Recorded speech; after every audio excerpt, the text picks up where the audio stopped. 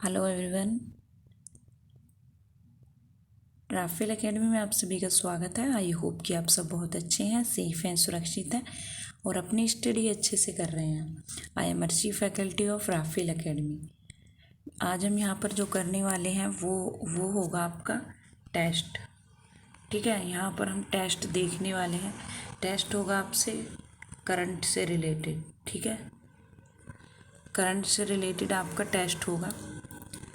आपको पता है current affairs to related defence आपका एक ये टॉपिक दे रखा है, तो उसी टॉपिक को आज हम यहाँ पर कवर करने वाले हैं। Current affairs to related defence से जो टॉपिक आपका है उसे आज हम यहाँ पर कवर करने वाले हैं। जो आपका करंट अफेयर्स होगा, ठीक है, वो डिफेंस से रिलेटेड होगा।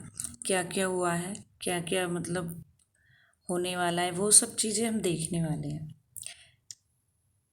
चलिए फिर शुरू करते हैं। हमारा जो फर्स्ट क्वेश्चन होगा, हम ये जो देखने वाले हैं ये आपका टेस्ट है। ठीक है, मैं आपको बता चुकी हूँ। चलिए फिर शुरू करते हैं। आपका फर्स्ट क्वेश्चन क्या है? रक्षा करंट अफेयर्स MCQ। भारतीय भारतीय सेना में शामिल की जाने वाली स्वदेशी तोपों का क्या नाम है? ठीक है, जो भारतीय सेना में शामिल की गई हैं तोपों, उनका क्या नाम है? तो उनका नाम है सारंग। क्या नाम है? सारंग। ठीक है, सारंग उनका नाम है। आप भी अपना क्वेश्चन कमेंट बॉक्स में देते रहें ताकि आपको भी लगे कि हम जैसे आज एग्ज़ाम ही दे रहे हो। बिल्कुल बिल्कुल ऐसे फील करके बैठना है। ठीक है, सारंग। अब हम सारंग के बारे में कुछ चीज़ें पढ़ लेते हैं। ठीक है, जैसे उत्तर है सारंग। तो सारंग क्या है कि भारतीय सेना की हालिया घोषणा के अनुसार 18 स्वदेशी रूपों से उन्नत सारंग आर्टिलरी गन के पहले बैच को 31 मार्च 2020 तक सेना में शामिल किया जाना है। ठीक है, जो सारंग आर्टिलरी गन है उसे क्या है कि 31 मार्च 2020 तक सेना में शामिल किया जाना है। स्वदेश में ये डिज़ाइन की गई है। ठीक है, ये स्वदेशी है और स्वदेशी डिज़ाइन की गई तोप के बैरल को 130 मिमी से अपग्रेड किया है। 155 मिमी तक नतीजतन बंदूक की मारक क्षमता को 12 किलोमीटर बढ़ाकर कितना 29 किलोमीटर कर दिया गया है। जबलपुर में गन कैरिज फैक्ट्री GCF को सारंग आर्टिलरी गन के उन्नयन के लिए वैश्विक अनुबंधन से क्या है, इसे सम्मानित किया गया है। और यह परियोजना आयुध कारखानों भारतीय सेना और DRDO की मदद से की गई थी।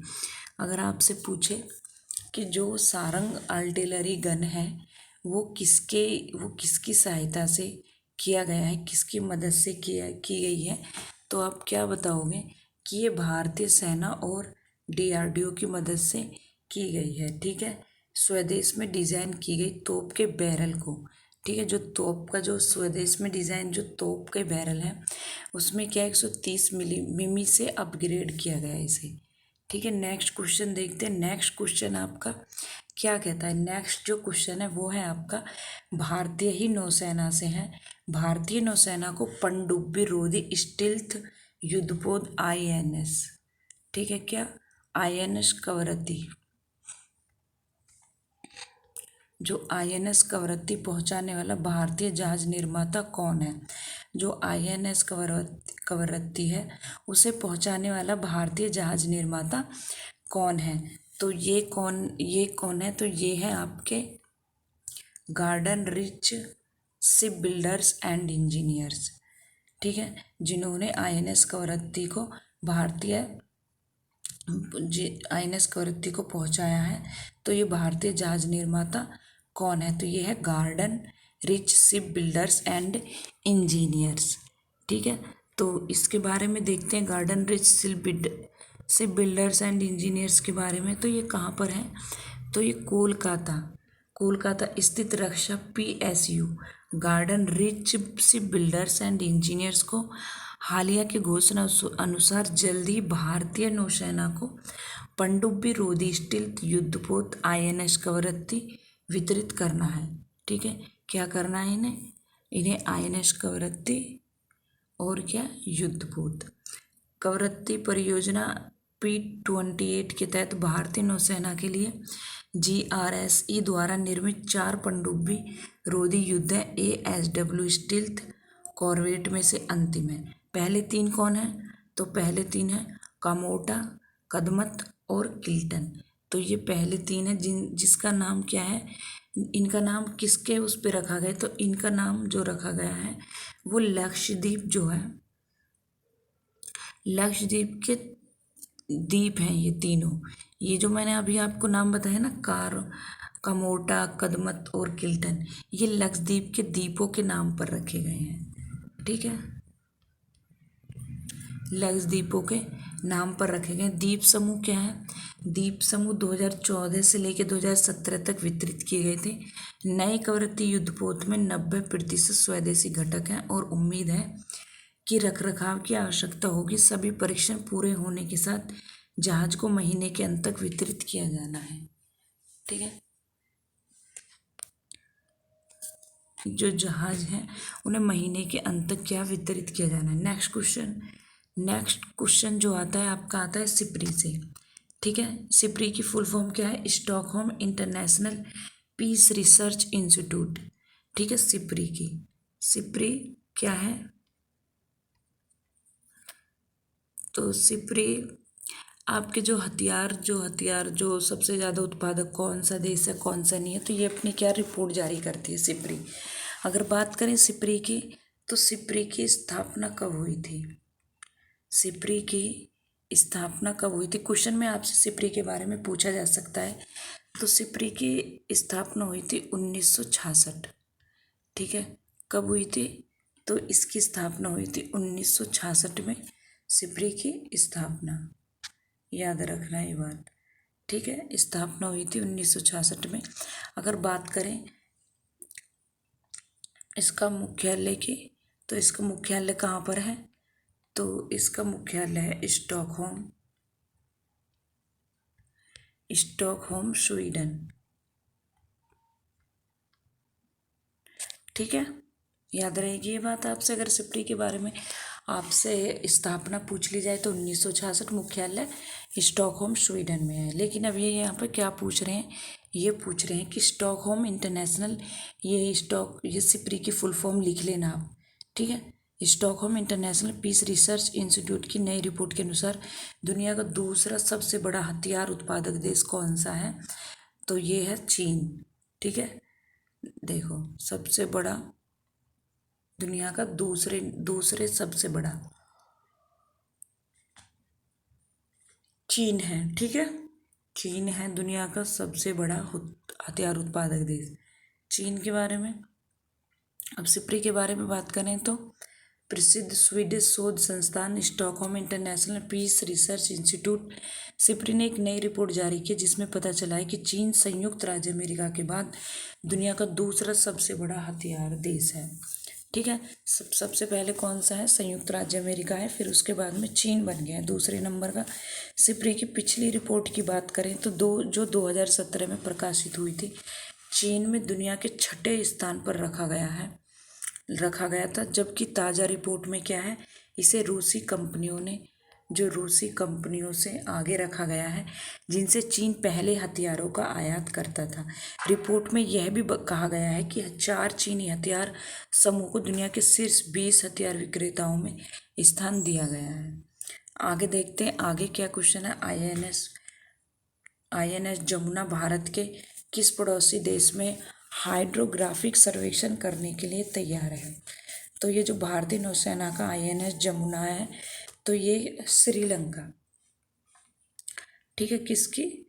श्रीलंका का सर्वेक्षण करने के लिए ये हाइड्रोग्राफिक सर्वेक्षण करने के लिए तैयार है। तो देखते हैं हाइड्रोग्राफिक के बारे में। भारतीय नौसेना का हाइड्रोग्राफिक सर्वे शिप INS जमुना अगले 2 महीने के लिए श्रीलंका में विस्तृत हाइड्रोग्राफिक सर्वेक्षण करने के लिए तैयार है। इस सिलसिले में जहाज श्रीलंका के कोलंबो पहुंच गया है। 2 महीने की तैनाती अवधि में कई तट आधारित सर्वेक्षण गतिविधियों में भी की जानी है। श्रीलंकाई नौसेना कर्मियों को हाइड्रोग्राफिक सर्वेक्षण के दौरान प्रशिक्षण दिया जाएगा। श्रीलंका नाविकों के लिए हर बार प्रशिक्षण कार्यक्रम आयोजित किया जाना है। ठीक है, अभी आपको अगर मैं आपसे एक क्वेश्चन पूछूं कि ऐसे ही मतलब कि भारत में, अभी आपको पता होगा क्योंकि चीते आए थे, ठीक है, भारत में कितने चीते आए थे? तो ये आए थे 8 चीते, ठीक है। भारत में ये जो 8 चीते आए हैं ये कहाँ हैं? मध्य प्रदेश, ठीक है, मध्य प्रदेश में आए हैं। लेकिन मुझे जो पूछना है क्वेश्चन आपसे वो ये पूछना है कि ये कहाँ से आए थे, और ये मैं आपको पढ़ा भी चुकी हूँ कहाँ से आए थे। तुम मुझे ये कमेंट बॉक्स में कमेंट करो, ठीक है, क्योंकि ऐसे क्वेश्चन मतलब आपसे बीच बीच में पूछ ले जाएं तो आपके याद रहेंगे, ठीक है। तो चलिए फिर देखते हैं अपना नेक्स्ट क्वेश्चन। 56वां म्यूनिख सुरक्षा सम्मेलन है 2020 का विषय क्या है? तो इसका विषय वेस्टलेसनेस है, ठीक है। क्या है भाई? वेस्टलेसनेस, ठीक है। इसका क्या है? विषय है। इसका देखते हैं क्या है। म्यूनिख सम्मेलन, म्यूनिख जो सुरक्षा सम्मेलन हुआ है 56वां संस्करण है, हाल ही में जर्मनी के दक्षिणी शहर में, जो जर्मनी का दक्षिण शहर है म्यूनिख में शुरू हुआ है। इस वर्ष सम्मेलन का विषय क्या होगा? वेस्टलेसनेस चुना गया है। भारतीय विदेश मंत्री एस जयशंकर ने सम्मेलन में भारत का प्रतिनिधित्व किया था। ये आपसे पूछा जा सकता है कि जो जर्मनी के शहर हैं म्यूनिख में, किस हमारे तरफ से भारत की तरफ से भारतीय विदेश मंत्री एस जयशंकर ने भाग लिया है या नहीं लिया है, प्रतिनिधित्व किया या नहीं किया, पूछा जा सकता है। तो ये बात आप याद रखना। वर्तमान सुरक्षा संगठनों और चुनौतियों पर चर्चा करने के लिए 500 से अधिक अंतर्राष्ट्रीय नेता हैं, जिनमें 35 राष्ट्राध्यक्ष और 100 से अधिक विदेशी और रक्षा मंत्री हैं, ठीक है। नेक्स्ट क्वेश्चन है आपका, हाल ही में किस संगठन ने भारतीय सशस्त्र बलों को एक स्वदेशी बहुभूमिका हेलीकॉप्टर की पेश की है, ठीक है। तो ये जो आपका है, एक मिनट थोड़ा जूम कर लेती हूँ ताकि आपको सही से दिखाई दे। तो इसमें पूछा गया है कि किस संगठन ने भारतीय सशस्त्र बलों को एक स्वदेशी बहुभूमिका हेलीकॉप्टर की पेश की है? तो ये की है हिंदुस्तान एयरोनॉटिक्स लिमिटेड, HL ने, ठीक है। इसकी फुल फॉर्म HL की हिंदुस्तान एयरोनॉटिक्स लिमिटेड है। तो देखते हैं हिंदुस्तान एयरोनॉटिक्स लिमिटेड के बारे में। तो ये कहाँ? ये बेंगलोर स्थित भारतीय राज्य के स्वामित्व वाली एरोस्पेस और रक्षा company Hindustan aeronautics limited HAL ने हाल ही में भारतीय सशस्त्र बलों को एक स्वदेशी मल्टी रोल हेलीकॉप्टर की पेशकश की है।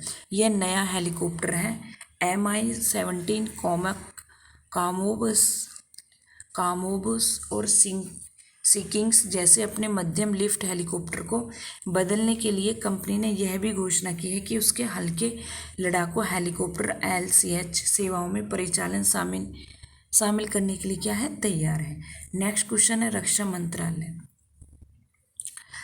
मंत्रालय ने किस समिति की सिफारिश के आधार पर सैन्य इंजीनियरिंग सेवा में 9,304 पदों को समाप्त करने की मंजूरी दी है?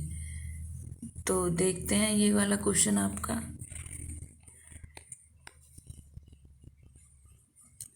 तो ये है आपके, कौन है ये जो रक्षा मंत्रालय ने जो की है आपकी 9,304 पदों को समाप्त करने की? तो लेफ्टिनेंट जनरल शेख तकर ने की है, ठीक है। शेख तकर ने की है, क्या की है कि 9,304 पदों को समाप्त करने की मंजूरी। देखते हैं लेफ्टिनेंट जनरल शेखा तकर। केंद्रीय रक्षा मंत्री राजनाथ सिंह ने हाल ही में सैन्य इंजीनियरिंग सेवा में 9,304 पदों को समाप्त करने की क्या की है? मंजूरी दी है। MES एक सरकारी रक्षा अवसंरचना विकास एजेंसी है। लेफ्टिनेंट जनरल शेखा तकर की अध्यक्षता में विशेषज्ञों की समिति की सिफारिशें और MES के इंजीनियर इन चीफ के प्रस्ताव के अनुसार बुनियादी और औद्योगिक कार्यबलों में पदों को समाप्त कर दिया गया है, जो युद्ध क्षमता में सुधार करेगा और छंटनी करेगा, ठीक है। नेक्स्ट है सचेत क्या है जिसे हाल ही में भारतीय तटरक्षक बल द्वारा कमीशन किया गया था? तो ये क्या है? ये एक क्या है भाई? ये एक जहाज है। ठीक है, ये क्या है भाई? ये एक जहाज है। तो ये एक जहाज है, देखते हैं इसे। केंद्रीय रक्षा मंत्री राजनाथ सिंह ने गोवा में भारतीय तटरक्षक बल आईसीजी के एक जहाज और 2 इंटरसेप्टर नौकाओं को डिजिटल रूप से चालू किया है।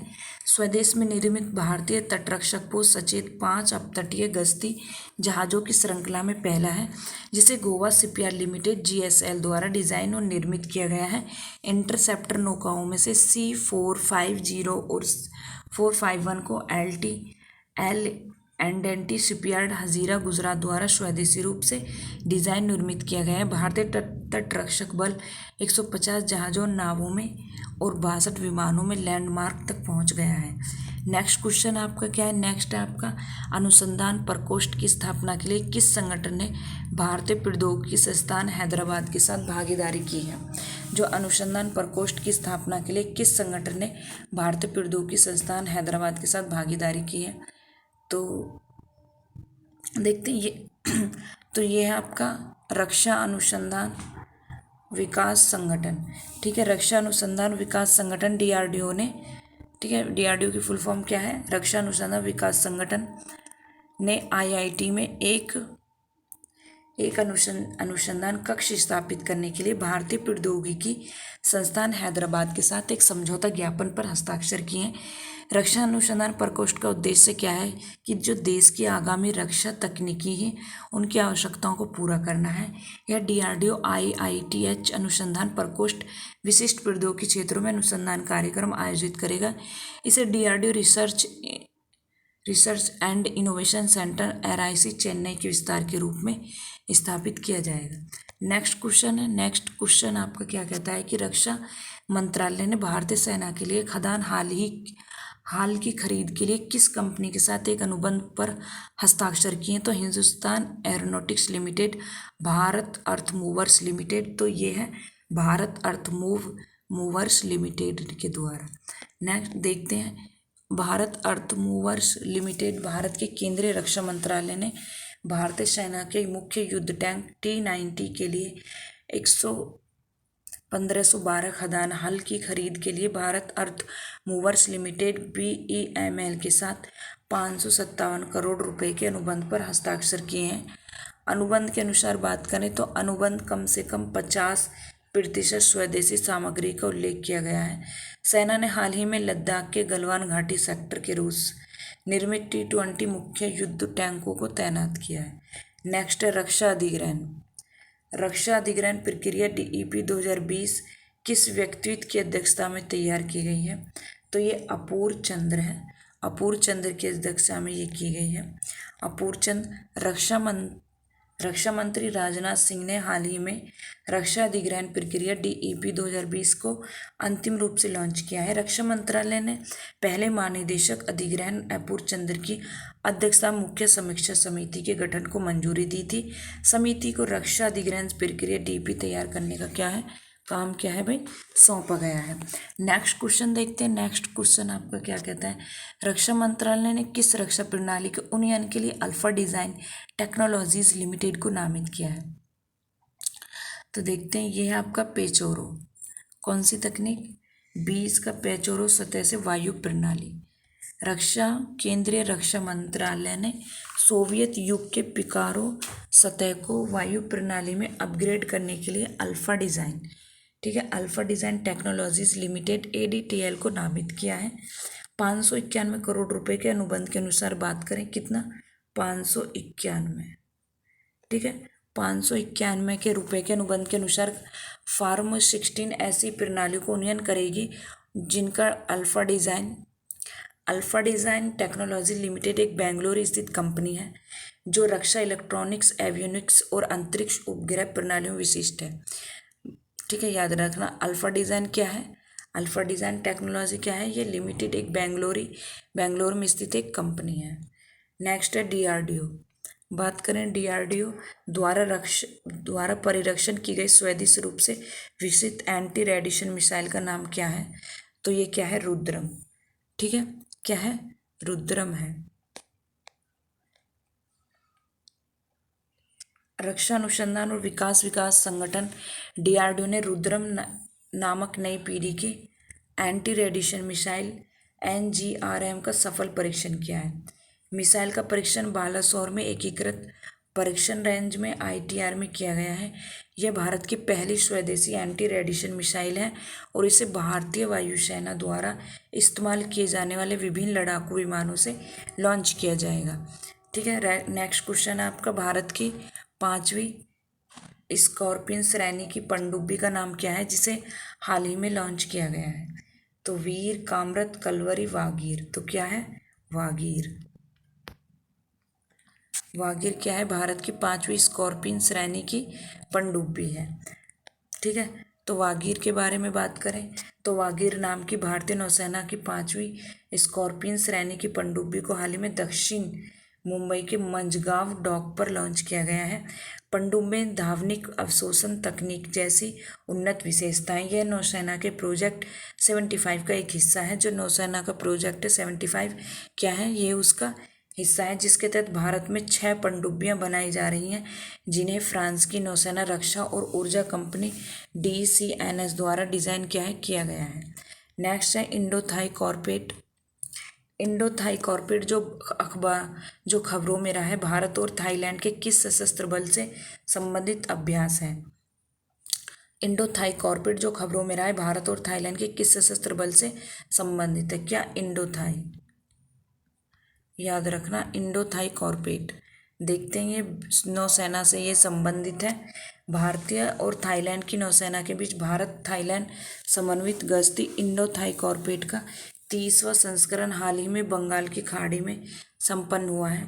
आईएनएस करमुक ने डॉर्नियर मैरीटाइम पेट्रोल विमान के साथ अभ्यास में भाग लिया है। देश की दोनों नौसेनाएं 2005 से साल में 2 बार कॉर्पोरेट आयोजित कर रही हैं। अभ्यास मालाबार का 24वां संस्करण और अरब सागर में संपन्न हुआ है। ठीक है, नेक्स्ट देखते हैं, भारतीय नौसेना किस देश की नौसेना के साथ पैसेज अभ्यास?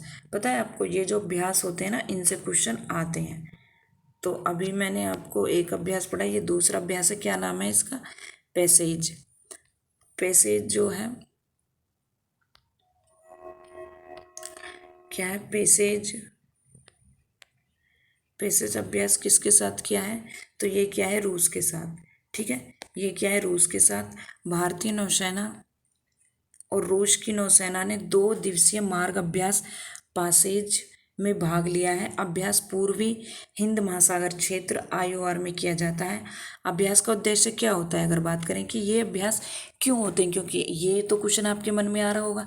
तो इनका उद्देश्य जो होता है वो होता है कि नौसेनाओं के बीच अंतर संचालनीयता को बढ़ाना और जो दोनों देश के बीच जो सर्वोत्तम समुद्री प्रथाओं का आदान प्रदान करना होता है। नेक्स्ट क्वेश्चन देखते हैं। नेक्स्ट क्वेश्चन है, देश की पहली उन्नत हाइपरसोनिक विंड टनल HWT परीक्षण सुविधा का उद्घाटन किस शहर में किया गया है? तो ये किया गया है आपका हैदराबाद में। ठीक है, हैदराबाद में किया गया है। केंद्रीय रक्षा मंत्री राजनाथ सिंह ने हैदराबाद में रक्षा अनुसंधान और विकास संगठन DRDO के doctor APJ Abdul Kalam missile complex के लिए उन्नत हाइपरसोनिक विंड टनल परीक्षण सुविधा का उद्घाटन किया है। भारत की बात करें तो भारत तीसरा देश है जिसके पास इतनी बड़ी HWT परीक्षण सुविधा है। यह प्रणाली जिसे भारतीय उद्योगों के सहयोग से विकसित किया गया है, भविष्य में एयरोस्पेस और रक्षा प्रणालियों पर एक प्रमुख भूमिका निभाएगी। नेक्स्ट देखते हैं, हाल ही में खबरों में रहा सहायक एनर्जी क्या है? तो सतह से सतह पर मार करने वाली मिसाइल है, लड़ाकू जेट है, एयर ड्रॉप करने योग्य कंटेनर है, मानवरहित हवाई वाहन है। तो ये है आपका एयर ड्रॉप करना योग्य कंटेनर। भारतीय नौसेना के साथ रक्षा अनुसंधान और विकास संगठन DRDO ने सहायक एनर्जी का सफल परीक्षण किया है। यह देश का पहला स्वदेशी रूप से डिजाइन और विकसित एयर ड्रॉप करने योग्य कंटेनर है। जीपीएस की मदद से कंटेनर 50 किलो तक पेलोड ले जा सकता है और इससे भारी विमान से गिराया जा सकता है। ठीक है, इसे 2 डीआरडीओ प्रयोगशाला और एक निजी कंपनी अवनेट अवेंटल द्वारा डिज़ाइन और विकसित किया गया है। ठीक है, तो ये 2 कंपनी हैं आपकी, डीआरडीओ और एक निजी कंपनी है अवनेटल। ठीक है, अवनेटल। ठीक है, अवनेटल जो है इसके द्वारा डिज़ाइन किया गया है। नेक्स्ट है आपका डीआरडीओ के संदर्भ में हाल ही में चर्चा में रही रक्षित क्या है? मानव रहित हवाई वाहन है, बाइक आधारित एम्बुलेंस है, एयर एम्बुलेंस है, जल एम्बुलेंस है। डीआरडीओ के संदर्भ में हाल में रक्षिता क्वेश्चन में आ सकता है, रक्षिता के बारे में, ये ध्यान रखना। देखते हैं, ये है बाइक आधारित एम्बुलेंस। ठीक है, बाइक आधारित एम्बुलेंस सही है। रक्षा अनुसंधान और विकास संगठन डीआरडीओ की प्रयोगशाला institute of nuclear medicine and allied sciences INMAS द्वारा रक्षिता नामक की एक बाइक आधारित एम्बुलेंस विकसित की गई है। सही है, बाइक आधारित क्या है कि बाइक आधारित जो है आपकी जो रक्षिता है, अगर ये बाइक पर आधारित है तो क्या होगा कि अगर कोई ज़्यादा बीमार है, फिर जैसे भी है, तो क्या है कि अगर जाम वगैरह होता है तो निकलने में एम्बुलेंस को बहुत ज़्यादा परेशानी होती है, तो बाइक क्या है जल्दी से निकल भी जाएगी। ठीक है, इसे केंद्रीय रिजर्व पुलिस बल को सौंप दिया गया है। यह संकीर्ण आबादी वाली गलियों और दूर दराज के स्थानों में रहने वालों को त्वरित चिकित्सा सहायता प्रदान करना चाहता है।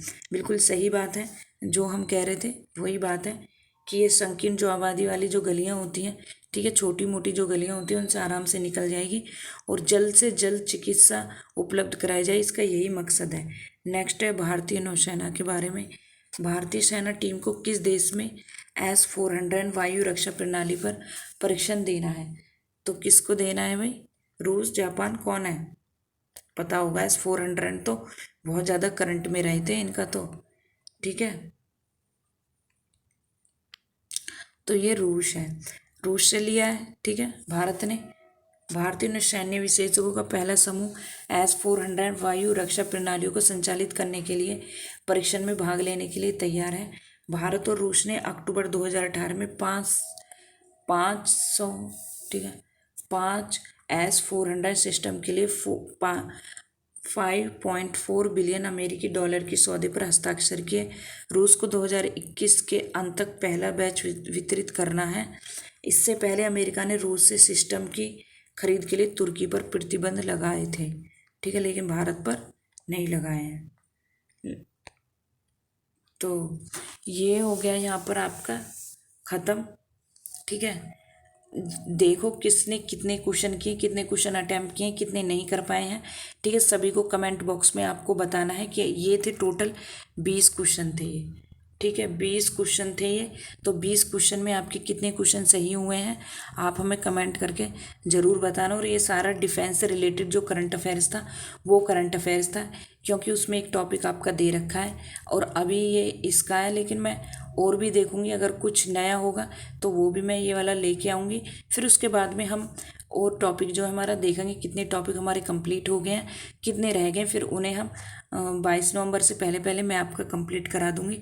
चलिए फिर यहीं पे क्लास को करते हैं ख़त्म। Thank you so much.